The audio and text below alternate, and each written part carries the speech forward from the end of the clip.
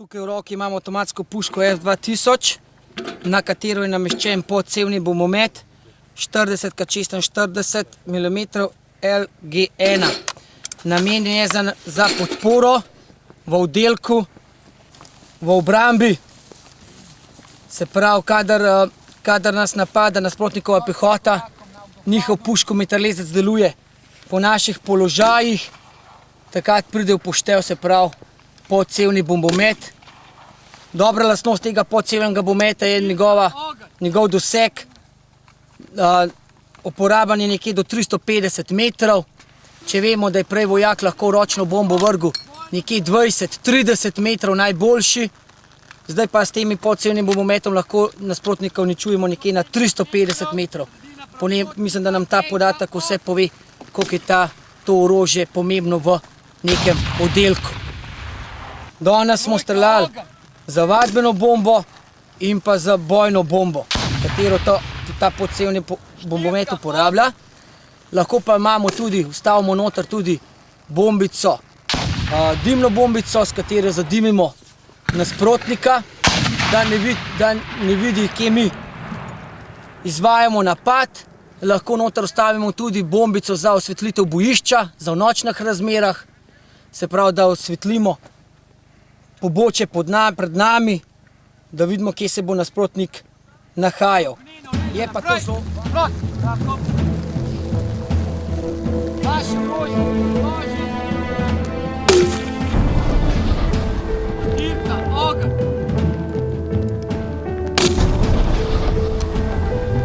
Lepa, center.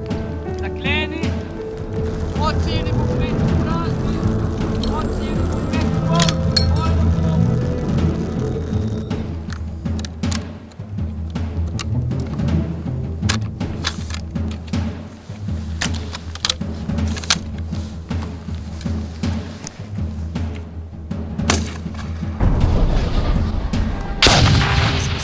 Tukaj v Počku na streljanju s podcevnim bombometom. Streljanje je bilo zanimivo, nekaj novih izkušenj sem pridobil. Od 4 streljanj sem zadel 3 uspešno. S svojimi sovojaki, ki so odzadaj, sem zelo zadovoljen. So tudi moji prijatelji, družimo se tudi med vikendi.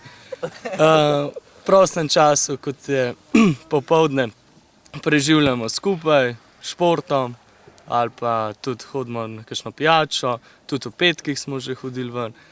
Fenomenalno je, super, same pohvale. Tudi moji vodniki so odlični, sem zadovoljen, tako da če bi imel še možnost, bi še enkrat se udeležil tabor. 150 metrov, ta ta črtica, to je 100 metrov. Tretjo črtico spraviš sem noter in sredino pravokotnika. V redu? Ok. 150 metrov, sredina pravokotnika, enka, ogenj.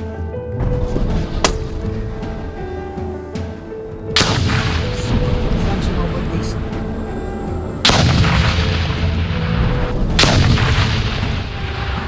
Štirka, ogenj.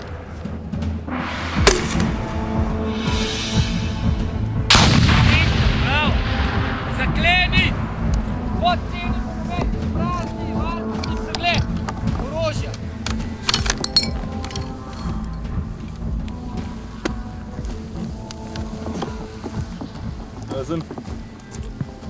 Prezen. Je pa to zelo varno orožje, ima kar 4 varovalne mehanizme, tako da je eno bolj varnih orožjih, in sicer imamo ročno varovalko, katera blokira sprožilec, imamo avtomatsko varovalko, katera zazna, kdaj je cev zaklenjena in prej ne moramo sprožiti, dokler časa cev ni zaklenjena. Imamo indikator naboja, ki nam po noč pove, kdaj imamo podcevni bombomet napolnjen, in imamo dvojno delovanje sprožilca, kar pomeni, če bi imeli v podcevnem bombometu bojno bombo, podcevni bombomet odklenjen, pa nam pade na tla, še vedno ne bi prišlo do sprožitve podcevnega bombometa. Ker vedno potrebujemo neko silo, da najprej napnemo udarno kladivce, šele potem pride do sprožitve. Podcevni bombomet je nameščen na puško tako, da lahko hkrati in streljamo iz orožja in hkrati streljamo s podcevnim bombometom. Njihovi merki nam to omogočajo. Skala je razdeljena nekje po 50 metrov. Skala je narejena zelo preprosto, tako da vsak strelec hitro zadane svoj cilj, je pa to zelo, zelo natančno orožje. Res, nekje pravimo vojakom, nekje tudi na 200 metrov bi lahko to bombico poslal skozi okno nasprotniku. Zelo zanesljivo orožje.